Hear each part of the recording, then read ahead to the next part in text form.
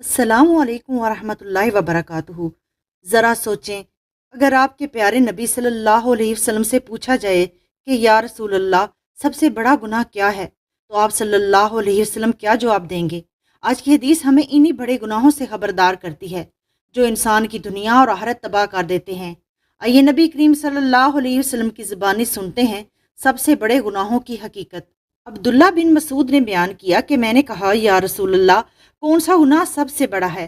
فرمایا یہ کہ تم اللہ تعالیٰ کا کسی کو شریک بناؤ حالانکہ اس نے تمہیں پیدا کیا ہے۔ انہوں نے کہا پھر اس کے بعد؟ فرمایا یہ کہ تم اپنے لڑکے کو اس خوف سے قتل کرو کہ اگر زندہ رہا تو تمہاری روزی میں شریک ہوگا۔ انہوں نے کہا اس کے بعد؟ حضرت صلی اللہ علیہ وسلم نے فرمایا یہ کہ تم اپنے پڑوسی کی بیوی سے زنا کرو۔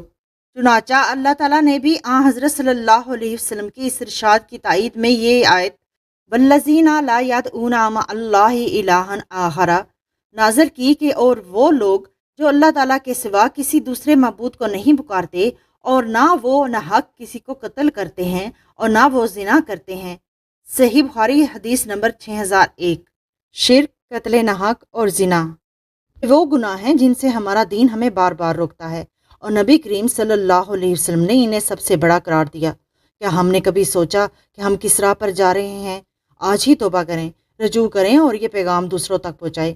اللہ ہمیں ہدایت دے، آمین۔